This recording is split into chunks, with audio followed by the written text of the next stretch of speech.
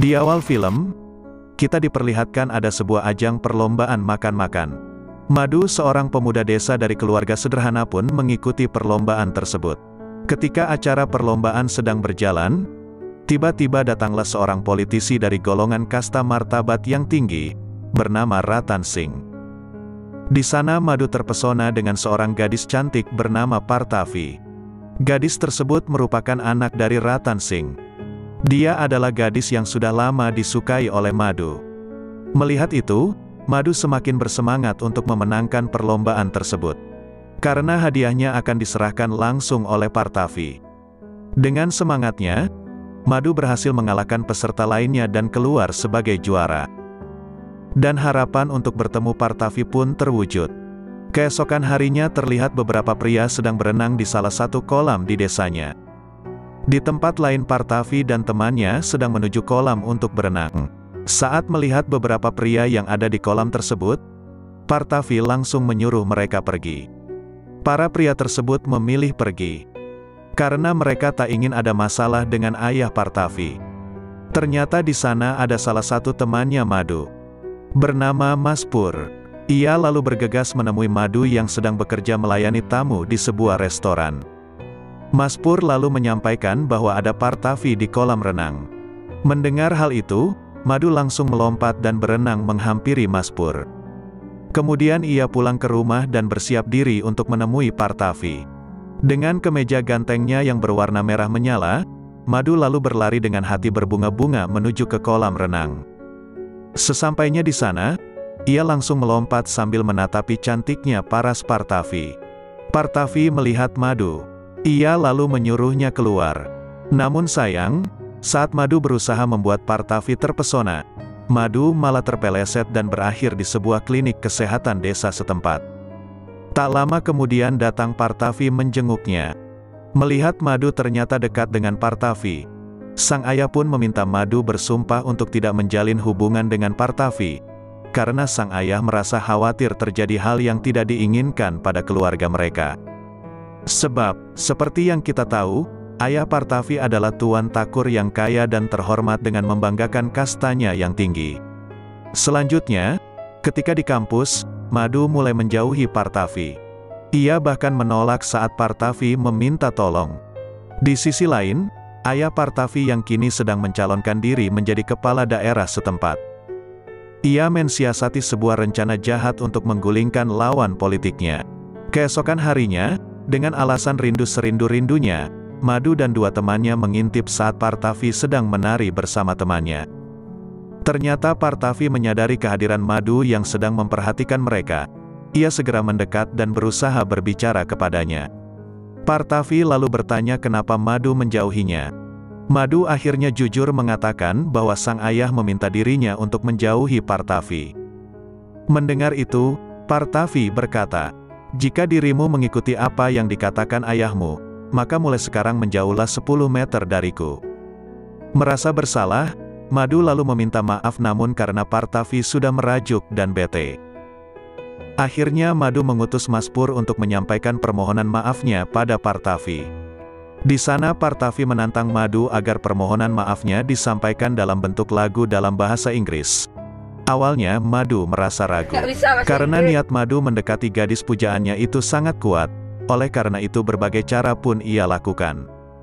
Termasuk menjadi bucin dan badut. Hingga akhirnya mereka berencana bertemu berdua di sebuah tempat di dekat sungai. Di sana Partavi terlebih dahulu menyatakan bahwa ia mencintai Madu. Madu yang mendengar itu pun tertegun seakan tak percaya dengan apa yang didengarnya. Dan dengan gugupnya ia juga menyatakan cintanya pada Partavi. Aku cinta banget sama kamu. Aku sayang sama kamu. Partavi kini lebih berani mendekati Madu sebagai balasan cinta darinya. Namun Partavi ingin mengetes Madu. Dengan bercanda ia mengatakan kalau berani datanglah ke rumahku di saat ulang tahun kakakku. Mendengar itu Madu merasa tertantang. Akhirnya ia bersama kedua temannya menuju ke rumah Partavi saat malam hari di acara ulang tahun kakak laki-lakinya. Di acara tersebut, Partavi tak luput dari pandangan Madu dan karena janjinya Partavi lalu memberikan sebuah isyarat agar mereka bertemu di sebuah tempat sepi yang banyak setannya. Kedua insan yang lagi mabuk asmara akhirnya berdua-duaan. Biasanya kalau wanita dan pria yang bukan muhrim berduaan, maka akan muncul setan. Setannya keluar. Mereka pun dipergoki oleh kakak dan ayah Partavi. Ayah dan kakak Partavi sangat emosi pada saat itu. Bahkan ingin membunuh Madu. Namun, karena pemilu tinggal 2 hari lagi, maka mereka akhirnya melepaskan Madu dan kedua temannya. Sesampainya di rumah, Madu dipukul dan dimarahi oleh ayahnya karena si ayah merasa kini keluarga mereka sedang menghadapi masalah besar. Di sisi lain, Partavi dimarahi dan dikurung oleh ayahnya. Singkat cerita, Ratan Singh alias Tuan Takur ini terpilih menjadi kepala daerah tersebut. Dengan jabatan yang kini ia genggam, ditambah lagi dengan status sosial yang dimilikinya, membuat ia semakin disegani. Hingga ia akhirnya memerintahkan orang untuk menangkap Madu dan kedua temannya. Mereka lalu dikurung dan disiksa. Mendengar bahwa kekasihnya akan dibawa ke kantor polisi, Partavi lalu menghadangnya dan mengancam akan menembak dirinya sendiri jika Madu dan teman-temannya tidak dibebaskan. Melihat itu, Ratan Singh tak bisa berbuat apa-apa dan hanya melihat anaknya kabur bersama Madu dan kedua temannya. Tak lama kemudian para polisi berusaha mengejar mereka, tapi mereka lolos dari pengejaran tersebut dan akhirnya Madu dan Partavi memutuskan kabur menggunakan kereta menuju ke Mumbai. Sesampainya di Mumbai, mereka tak tahu harus tinggal di mana. Selain itu, karena tak punya apa-apa, Partavi lalu menjual perhiasan miliknya untuk membeli makanan. Selanjutnya Madu menghubungi pamannya yang tinggal di Nagpur. Kita sebut saja Unclemutu. Si paman pun menyuruh mereka segera menuju ke tempat tinggalnya. Sesampainya di sana, sang paman coba menenangkan hati keponakannya tersebut. Namun ia tak bisa menjamin Madu dan Partavi aman jika berada di rumahnya terlalu lama. Karena ayah Partavi yang kejam dan punya kekuasaan di daerahnya pasti akan menemukan mereka di sana. Di sisi lain, istri pamannya juga sedang mengandung dan akan melahirkan. Oleh karena itu, sang paman menghubungi salah satu temannya yang berada di Kolkata, agar teman Uncle Mutu itu bisa menampung keponakannya tersebut. Awalnya Madu keberatan, karena selain tak ada keluarga di sana, ia juga harus berusaha memenuhi kebutuhan hidup mereka sendiri. Tetapi karena merasa tak ada cara lain untuk menghindar dari kejaran para polisi dan ayah Partavi, akhirnya ia pun menyetujuinya. Singkat cerita, mereka akhirnya tiba di tempat yang dimaksud. Ternyata tempat tersebut adalah kontrakan seperti rumah susun milik teman pamannya. Dan disinilah Madu dan Partavi memulai hidup baru. Awalnya Partavi merasa tak nyaman dengan kontrakan tersebut. Itu wajar saja, karena sejak lahir, Partavi tinggal di rumah mewah seperti istana. Namun atas dasar cinta, ia terpaksa meninggalkan kemewahan yang ia miliki demi hidup bersama dengan sang kekasih. Untuk memenuhi kebutuhan sehari-hari, Madu memutuskan untuk mencari pekerjaan. Ia akhirnya diterima bekerja di salah satu restoran di sana. Dan Partavi hanya menghabiskan waktu untuk bekerja selayaknya ibu rumah tangga di rumah. Kehidupan yang jauh dari kata mewah membuat Partavi tidak nyaman dan gelisah. Namun cintanya pada Madu menghapus segala rasa kegelisahannya.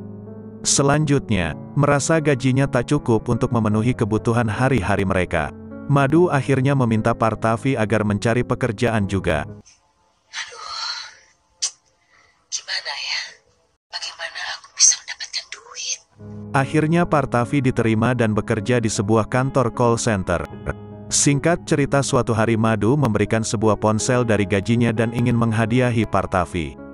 Namun di tengah jalan ia tak sengaja melihat Partavi sedang berbicara asyik dengan bosnya. Dan ia mengira bahwa Partavi telah menduakan dirinya. Sesampainya di rumah terjadilah pertengkaran di antara keduanya. Namun di sela-sela cekcok, mereka mendengar suara yang meneriaki namanya berulang kali. Ternyata mereka adalah teman-teman Madu. Seketika itu juga ia menghampiri mereka dan meluapkan rasa rindunya. Malam harinya Partavi masih merasa marah karena kecurigaan Madu yang berlebihan, dan hal tersebut juga terbawa sampai besok karena ketika hendak pergi bekerja, Madu melarangnya. Dan ia mulai mencurigai Partavi. Madu berpikir hubungan Partavi dengan bosnya sudah dekat sejak lama. Pertengkaran pun berlanjut. Karena emosi dan cemburu, tiba-tiba Madu melayangkan sebuah tamparan tepat di pipi halus Partavi. Mengalami itu, Partavi lalu berkata bahwa ia telah membuat kesalahan karena sudah memilihnya. Partavi pun pergi meninggalkan Madu. Karena merasa bersalah, Madu bersama kedua temannya mencari Partavi. Mereka mencek ke sana kemari, tak juga mereka menemukan Partavi. Madu mengira bahwa Partavi telah meninggalkannya dan kembali ke desa. Namun setelah Madu mencoba mencari Partavi di kantornya, ia menemukan bahwa Partavi sedang bekerja. Hal itu membuat dirinya semakin merasa bersalah dan meminta maaf atas kejadian yang tadi. Hari demi hari mereka lalui dengan sistem kumpul kebo. Mereka berpikir, tidak bisa kumpul kebo begini terus. Madu dan Partavi akhirnya memutuskan untuk menikah. Tanpa resepsi, tanpa dangdut,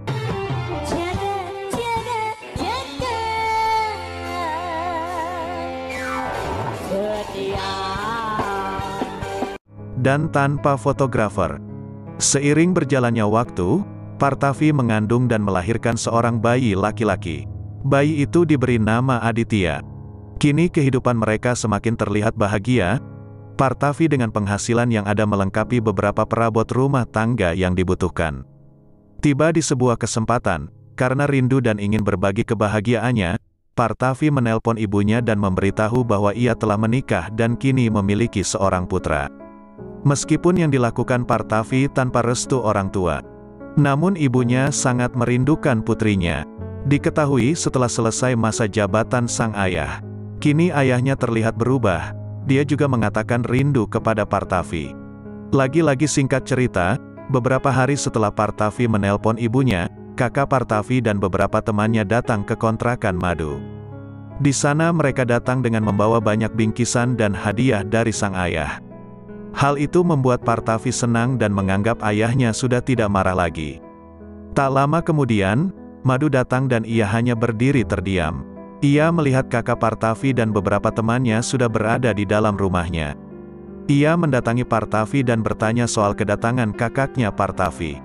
Madu terlihat ketakutan dan tak ingin menemui mereka. Namun Partavi mengatakan bahwa ayahnya sudah tidak marah lagi, sambil menunjukkan kiriman hadiah dari kedua orang tuanya. Dengan terpaksa Madu memenuhi permintaan Partavi untuk menyambut kakaknya. Kemudian Partavi mengatakan akan keluar ke warung sebentar, untuk membeli kue untuk kakak dan para tamunya. Namun Madu mencoba menghalangi Partavi. Ia meminta Partavi untuk tidak meninggalkan mereka bersama kakaknya itu. Tapi Partavi yang sudah mempercayai kakak dan ayahnya terus mencoba menenangkan Madu. Tak lama kemudian, Partavi keluar rumah untuk membeli kue dan oleh-oleh untuk kakak dan keluarganya di rumah. Ketika hendak kembali ke rumah, tiba-tiba,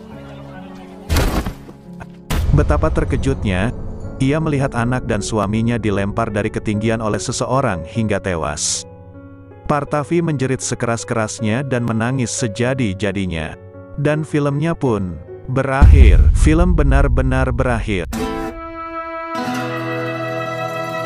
Dari sini kita tahu ternyata ayah Partavi dan keluarganya masih menaruh dendam yang sangat besar kepada Madu dan Partavi.